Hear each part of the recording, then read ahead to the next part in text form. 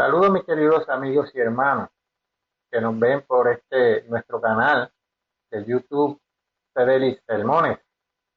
Hoy quiero tocar el tema sobre los relatos egipcios, sobre los faraones que gobernaron en la época de la opresión a los israelitas y el éxodo.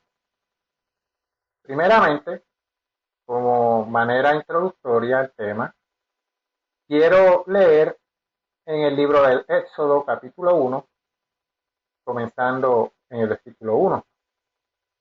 Estos son los nombres de los hijos de Israel que entraron en Egipto con Jacob. Cada uno entró con su familia: Rubén, Simeón, Leví, Judá, Isaacar, Zabulón, Benjamín, Dan, Neftalí, Gad y Aser. Todas las personas que le nacieron a Jacob fueron 70, y José estaba en Egipto.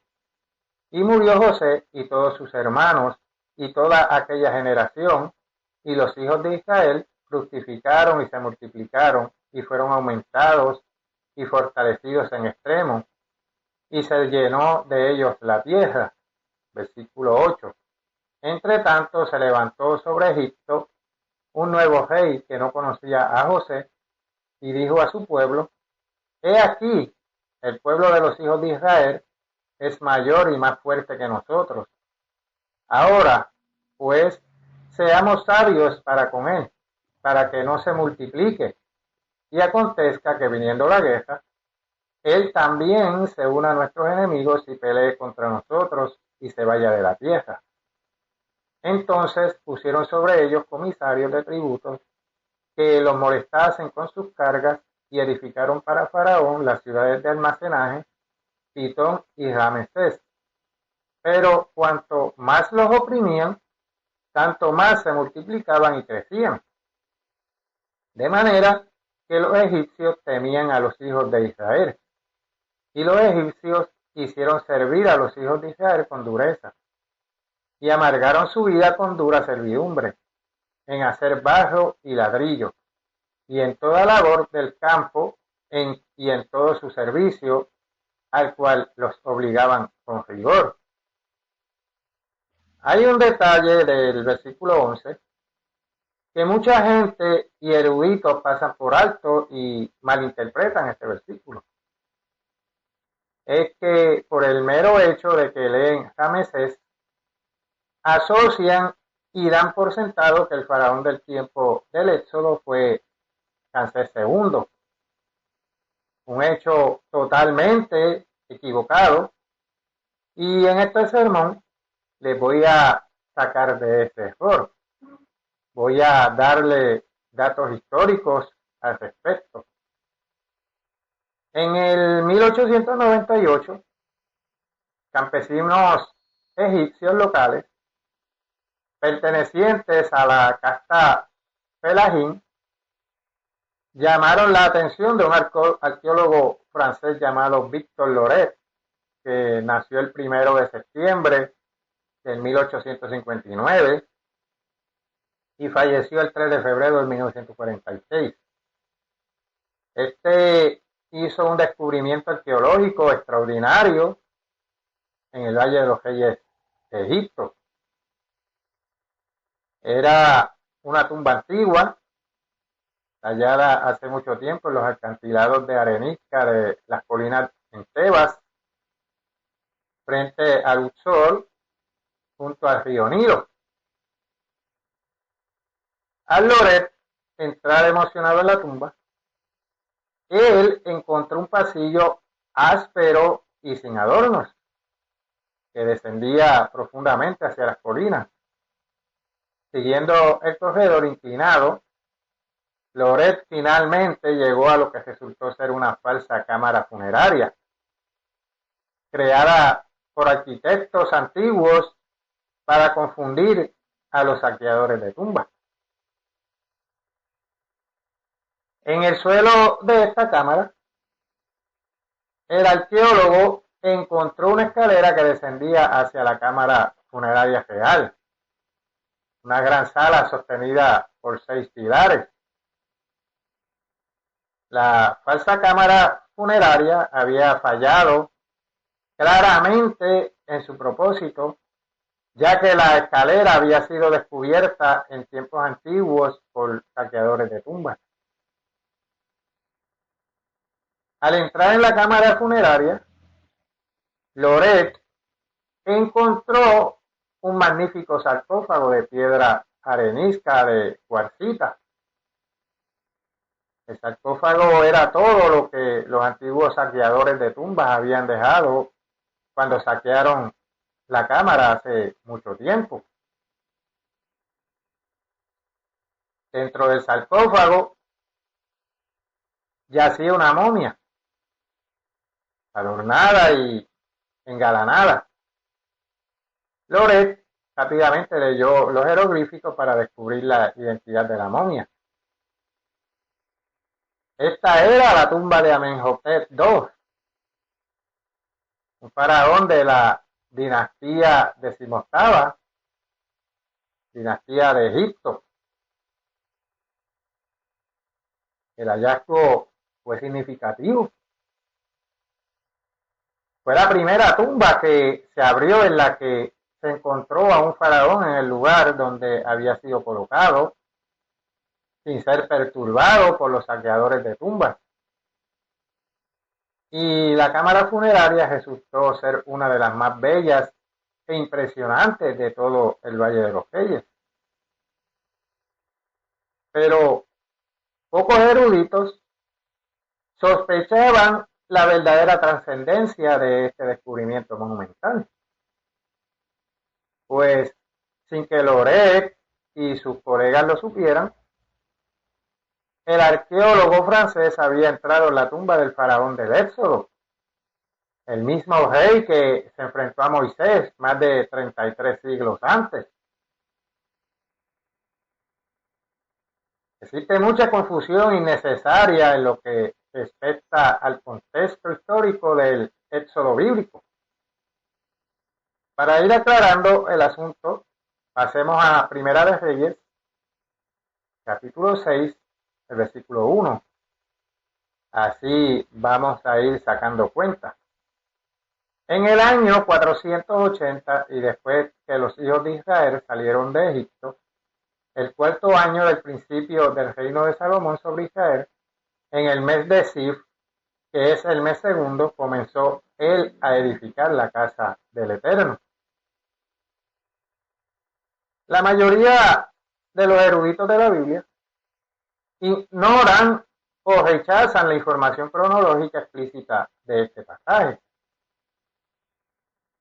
No han comprendido correctamente el esquema temporal del Éxodo. Ellos han situado ese gran evento alrededor del 1290 a.C. o un poco más tarde, durante el reinado de Ramsés el Grande de la 19ª dinastía de Egipto. Un siglo y medio completo después de que realmente ocurriera el Éxodo. Esta fecha tardía debe ser rechazada, descartada.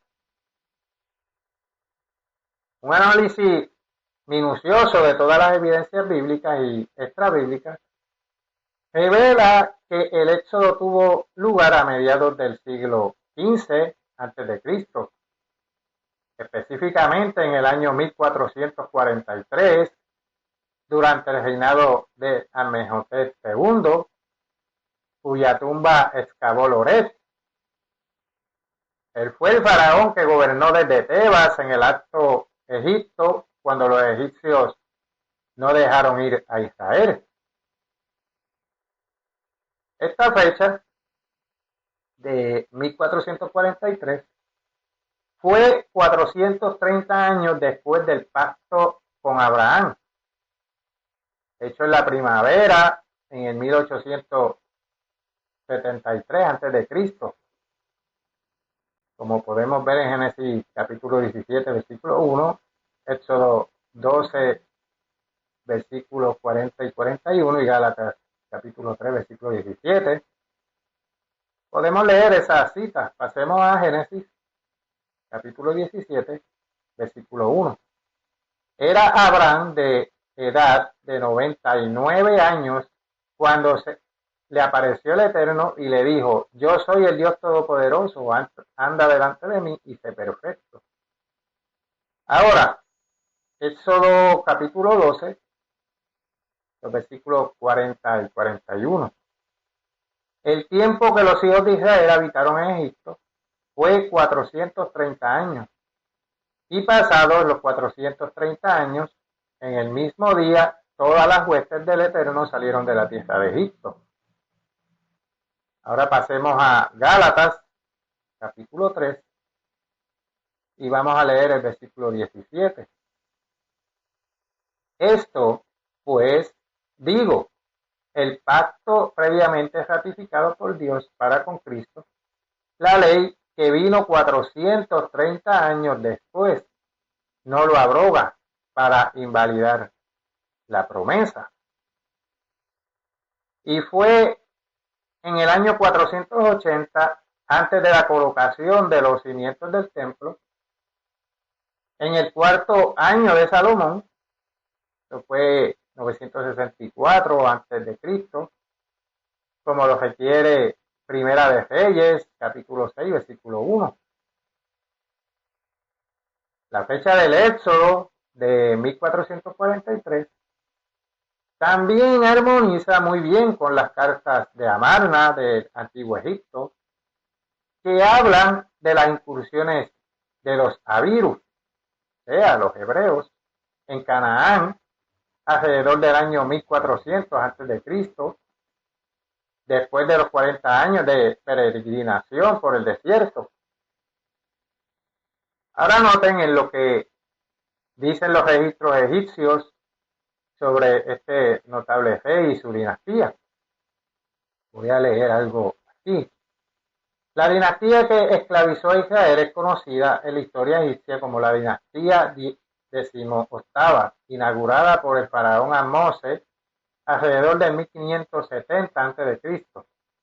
Amenhotep II, descendiente de Amoses, fue el sexto faraón de esa dinastía. Moisés, nacido en 1523, fue criado como un príncipe de esta familia gobernante. La hija del faraón, como ustedes pueden leer en Éxodo capítulo 2, versículo 5, que lo crió y sería por lo tanto conocida en la historia egipcia como Hatshepsut. Ella era hija del faraón Tutmosis I,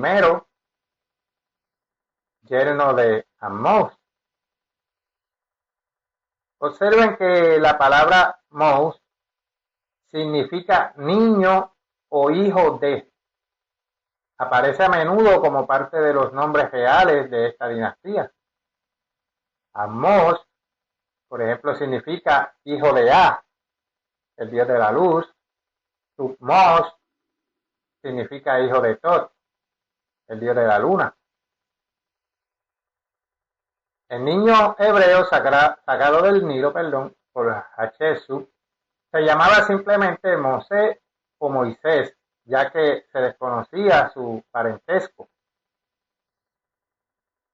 Amenhotep, cuyo nombre en griego es Amenofis, fue hijo y sucesor del gran constructor de imperios Tutmosis III, el Napoleón del Antiguo Egipto. Tutmosis, quizás el más grande de los faraones del Antiguo Egipto, sería por lo tanto el faraón de la opresión bíblico.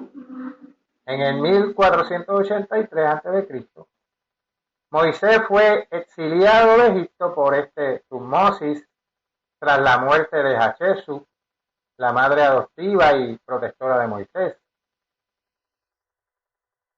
Hatshepsut, la tía de Tutmosis III, había gobernado como regente de Tutmosis III mientras él era menor de edad, pero Tutmosis y su tía habían sido amargos rivales.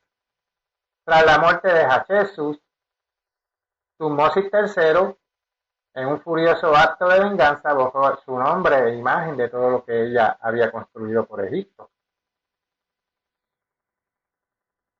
Fue durante el largo reinado de Tutmosis que Moisés vivió exiliado en la lejana Madián, cuidando los rebaños de su suegro Jetro.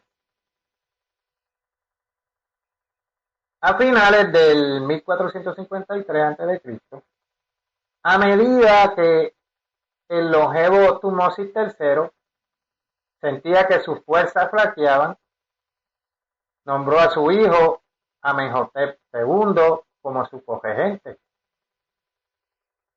Sus reinados, por lo tanto, se superpusieron en cierta medida. Y tras la muerte de Tutmosis en 1450, Amenhotep asumió el liderazgo único del país. Y a su lado estaba su hermosa reina Taha, el egiptólogo Sir Flinders Petrie, 1853, y murió en 1942, estimó que Amenhotep tenía unos 18 años de edad en el momento de su ascensión. Ahora veamos lo que revelan los registros antiguos sobre este faraón. Amenhotep fue un digno hijo del gran Tutmosis III. Físicamente, Amenhotep era un hombre poderoso. Las inscripciones revelan que nadie en Egipto era semejante a él. Para ilustrar, Amenhotep tenía un arco magnífico, un arco tan poderoso que ninguno de sus soldados era lo suficientemente fuerte para usarlo. Solo el propio Amenhotep podía tensarlo. Este símbolo de la fuerza incomparable del faraón permaneció a su lado durante todo su reinado y fue enterrado con él tras su muerte en el año 1425 a.C. El hecho de su fuerza ayuda mucho a iluminar el carácter de este faraón que se negó a doblegarse al Dios de Moisés. Nunca en su vida se le había exigido a Amenhotep someterse a nadie. Estaba acostumbrado a salirse con la suya. Era insuperable. Un hombre de gran orgullo y dado a jactarse. En las inscripciones antiguas se le llama el Señor de la Gloria. La educación de Amenhotep fue cuidadosamente planificada por su padre guerrero. Se puso gran énfasis en el desarrollo atlético y las habilidades de guerra. Amenhotep era un alumno apto, supremamente confiado en su fuerza y habilidades como guerrero. El recién coronado Amenhotep se dispuso rápidamente a establecer su renombre. Él mismo dirigió sus fuerzas en la batalla. 2 campañas para socavar levantamientos en Palestina tuvieron lugar al principio de su reinado. Durante la primera campaña, el orgulloso Amenhotep demostró sus habilidades de tiro con arco ante el pueblo de Kadesh en el río Orontes, una ciudad clave del norte de Siria. Estas y otras hazañas personales de Amenhotep están narradas en el templo de Amón en Karnak. Estamos informados que Amenhotep era como un león terrible contra sus enemigos. En numerosos monumentos se encuentran escenas donde aparece derrotando a sus enemigos. Una inscripción en un escarabajo lo describe como el buen Dios león sobre Egipto, Señor del poder, dador de la vida como el sol. Pero Dios, por supuesto, conocía el gran orgullo y la obstinación de Amenhotep. En Madián, Dios le advirtió a Moisés como dice, está registrado en Éxodo capítulo 3, versículo 19, mas yo sé que el rey de Egipto no os dejará ir. Sería necesario que Dios se revelara a sí mismo, mostrando su poder y autoridad a este faraón intemible en una serie de plagas devastadoras. Una y otra vez, Amenhotep accedió a regañadientes a la exigencia de Moisés, pero solo temporalmente. Su orgullo y obstinación pronto se impondrían de nuevo y cambiaría de opinión, endureciendo su corazón, como dice la Biblia. Y como escribió el apóstol Pablo en Romanos capítulo 8, versículo 7, que la mente carnal es en efecto enemistad contra Dios porque no se sujeta a la ley de Dios ni tampoco puede. Y el faraón Amenhotep era carnal desde su más tierna juventud. Su orgullo y jactancia estaban en la carne, en su destreza física, en sus habilidades de guerra. Y el obstinado Amenhotep se negó a humillarse. Solo la muerte de su primogénito captó toda su atención. Con su nación, otrora orgullosa y poderosa, estaba hecha añicos. El faraón ordenó finalmente a los israelitas que se marcharan. Pero incluso entonces, después cambió de opinión y los persiguió hasta el Mar Rojo. Como mencioné anteriormente, el éxodo ocurrió en 1443, 40 años después del exilio de Moisés, en 1483, como está registrado en Hechos capítulo 7, versículo 30. Esto fue al comienzo del 10º año de Amenhotep, contado desde su nombramiento como regente en 1453. La destrucción de los ejércitos de Amenhotep en el mar, en ese momento se refleja indirectamente en los registros egipcios. No es de extrañar que no haya más registros de guerras extranjeras después de la época del Éxodo. Hay poca información de cualquier tipo sobre los últimos años de Amenhotep. Del resto de su reinado no sabemos nada. Eso dijo Petri. Egipto guarda silencio sobre su gran derrota ante un dios extranjero. Los egipcios obviamente no deseaban registrar sus desgracias. Si acaso hay algo que aparece como el papiro de Infuel, que habla algo.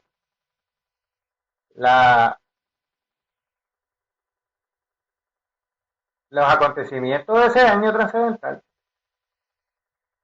son bien conocidos por el registro bíblico y no necesitan ser relatados en detalle aquí, pero algunas notas históricas adicionales resultaron interesantes. La historia egipcia revela que Amenhotep II no era él mismo un primogénito. Del mismo modo, el hijo y sucesor de Amenhotep, conocido en la historia como Tutmosis IV, no fue el primogénito de Amenhotep. Tutmosis IV no fue designado inicialmente para ser el sucesor de su padre. Los historiadores no saben por qué Tutmosis IV, un segundo hijo, sucedió al trono en lugar de su hermano mayor.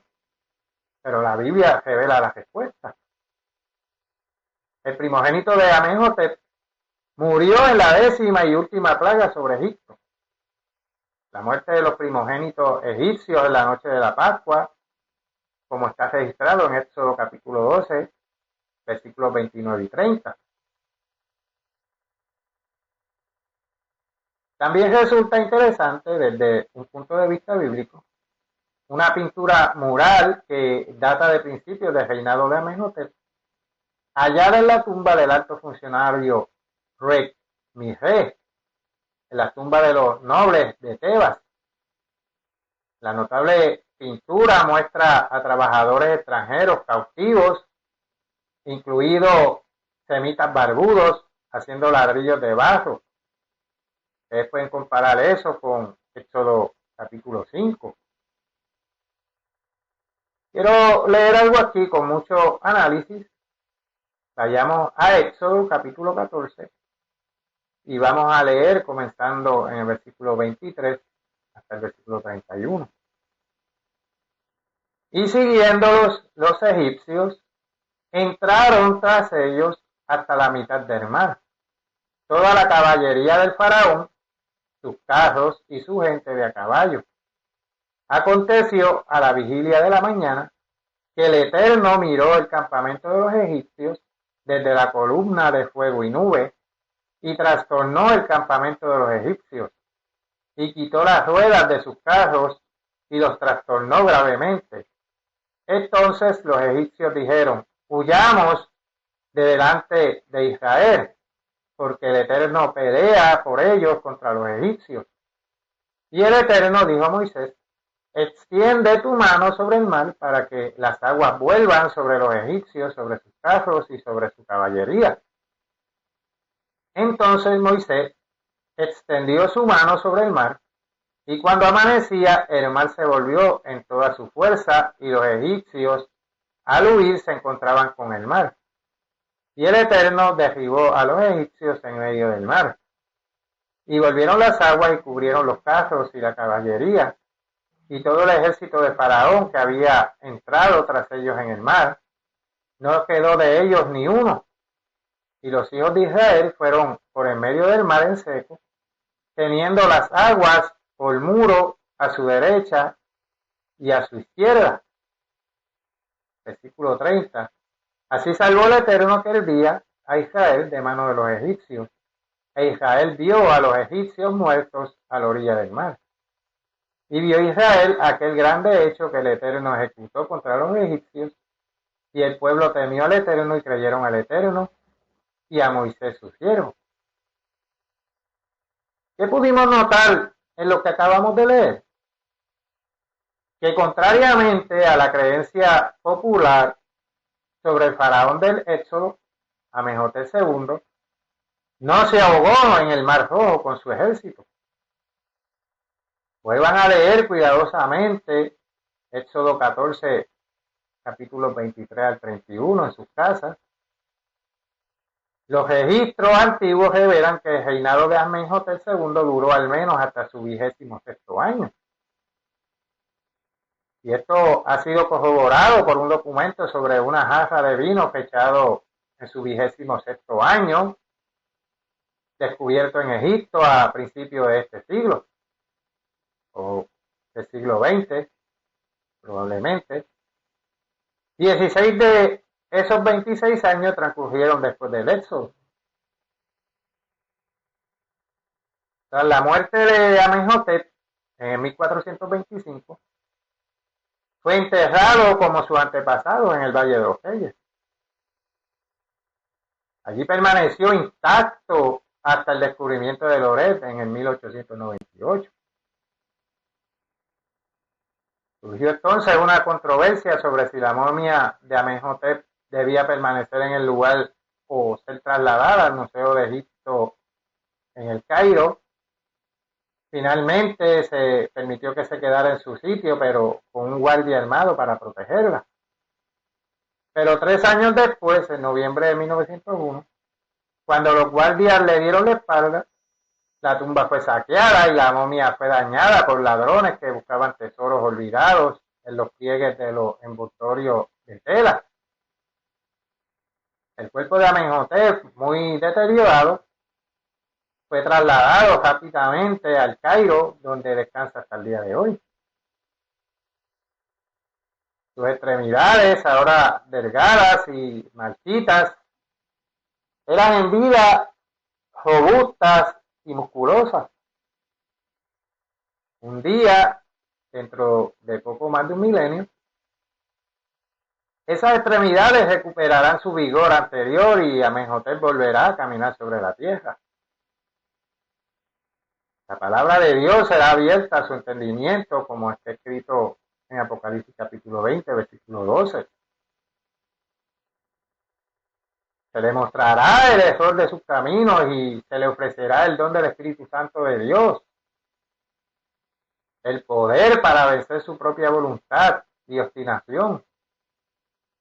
Por un Dios misericordioso que no le guarda rencor por sus rebeliones pasadas.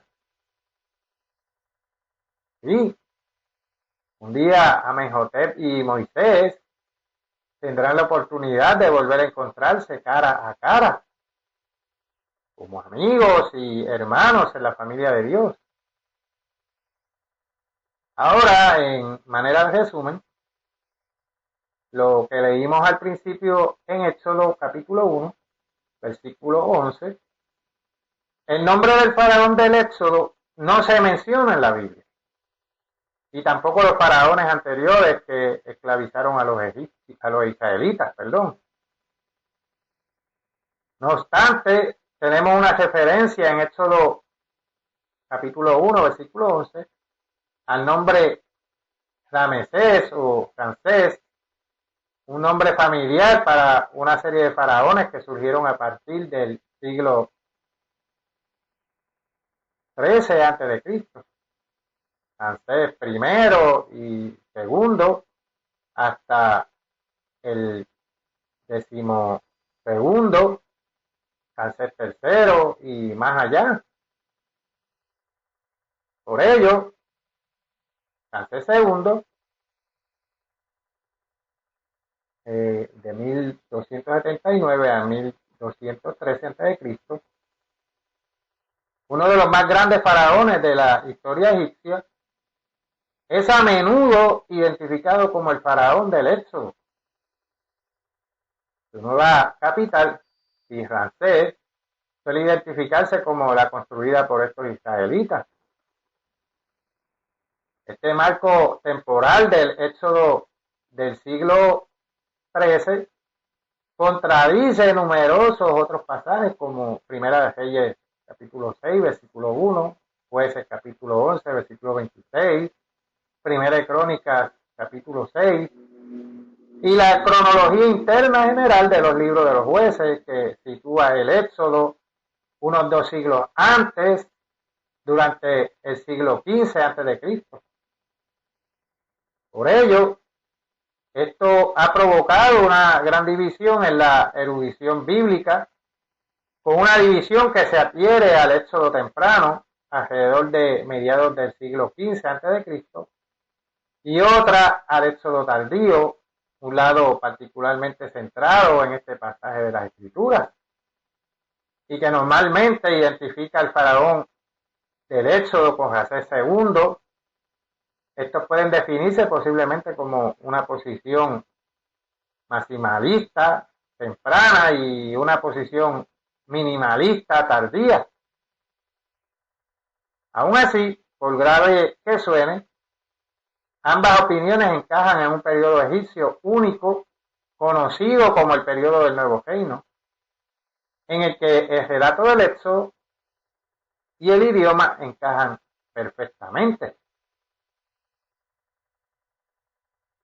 El Éxodo temprano sostiene que demasiadas otras escrituras deben ser descartadas o explicadas para mantener este versículo, y un par de menciones adicionales del nombre como marcador geográfico, como Éxodo capítulo 12, versículo 37, y Números capítulo 33, versículos 3 al 5, como una inferencia literal de que el faraón de ese tiempo era Ramsés.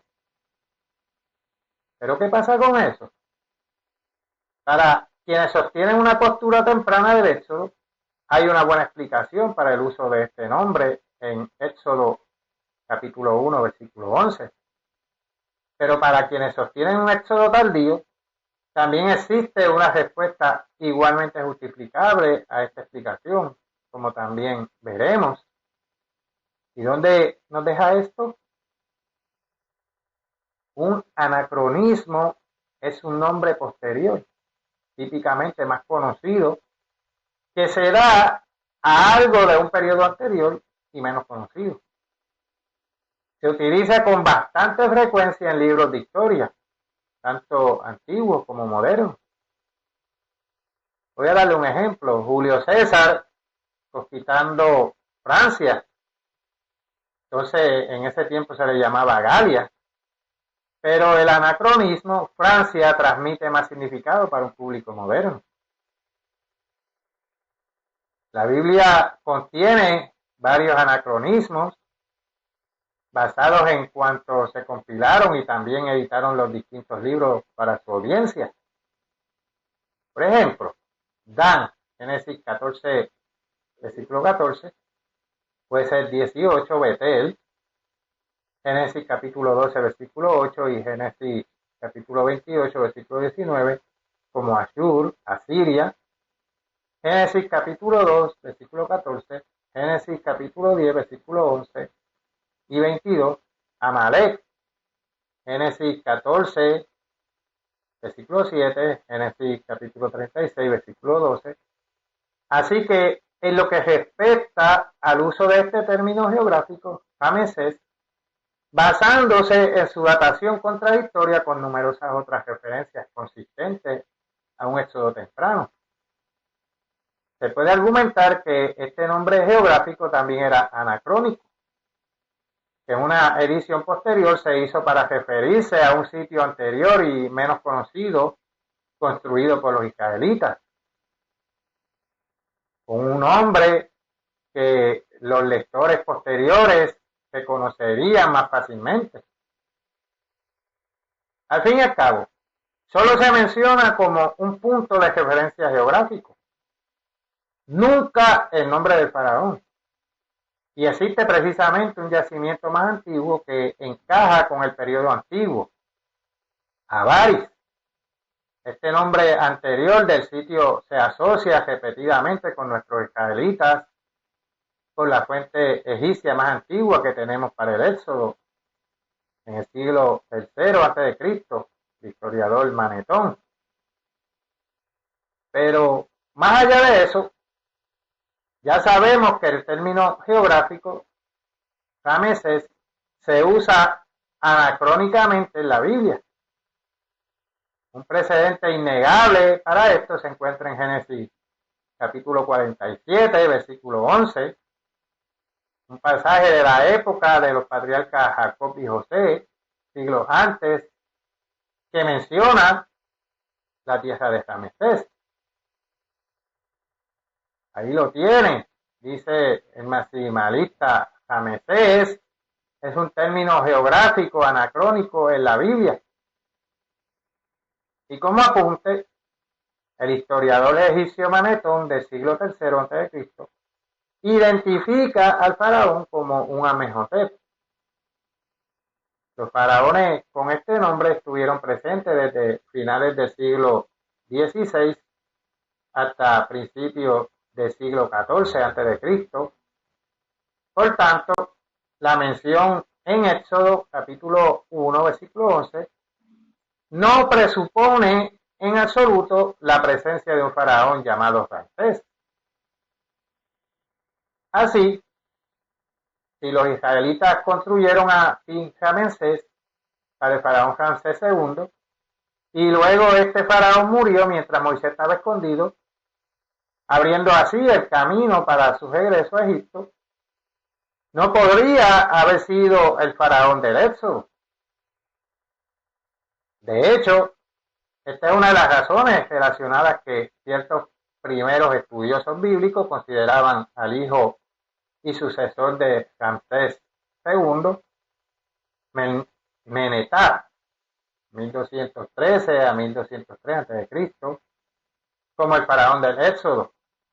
Eso fue hasta el descubrimiento de la estela de Menetat en 1896, que data de la primera parte del reinado de Menetat, una estela que tiene la referencia más antigua confirmada al Estado-Nación Israel, y que según Hofmeyr data de 1211 y 1210 a.C., sobre la estela de Menetar. Hofmeyr escribió lo siguiente: en los últimos 50, 70 años, con una reflexión adicional sobre la referencia a Israel en la estela de Menetar y la realización de que no hay evidencia bíblica de que un segmento de israelitas esté en Canaán mientras otro esté en Egipto, los egiptólogos prefieren a Ramsés II como el faraón del Éxodo. John Wilson concluyó acertadamente que la estela de Israel proporcionaba un terminus ante Quen, fecha más tardía posible para el Éxodo. Sin embargo, según Éxodo capítulo 2, versículo 23, este opresor faraón, Ramsés II, constructor de Ramesés, y eso es lo que debemos inferir en Éxodo capítulo 1, versículo 11, fue un faraón muerto mucho antes de que Moisés regresara a Egipto, y mucho menos al Éxodo. Así, además de problemas cronológicos contradictorios en otras partes de la Biblia, este cambio popular hacia Ramsés II como faraón del Éxodo, que supervisó la construcción de Ramesés y de quien Moisés y los israelitas finalmente se separaron, contradice directamente la cronología contenida solo en los 2 primeros capítulos del Éxodo. Para razonar en torno a esto, se podría sostener la posición de que el faraón del Éxodo, de Éxodo capítulo 1, versículo 11, y su proyecto de construcción están fuera de lugar cronológicamente. Que los versículos anteriores, del 8 al 10, describen a un faraón diferente y anterior al versículo 11, y que los versículos posteriores, los versículos 12 al 22, vuelven a describir a este antiguo faraón. Pero este tipo de salto solo pone de manifiesto la debilidad de la teoría tardía del siglo XIII de Ramsés II, centrada en este versículo. Por tanto, la mención de Ramsés en Éxodo capítulo 1, versículo 11, requiere descartar todos los demás detalles cronológicos, bíblicos consecuentes, expulsando así el Éxodo del siglo XV a.C. y hacia el XVIII, el XIII, ni mucho menos. Si acaso este pasaje bíblico solo ayuda a demostrar que el faraón Ramsés II del siglo XIII a.C. no pudo haber sido el faraón del Éxodo.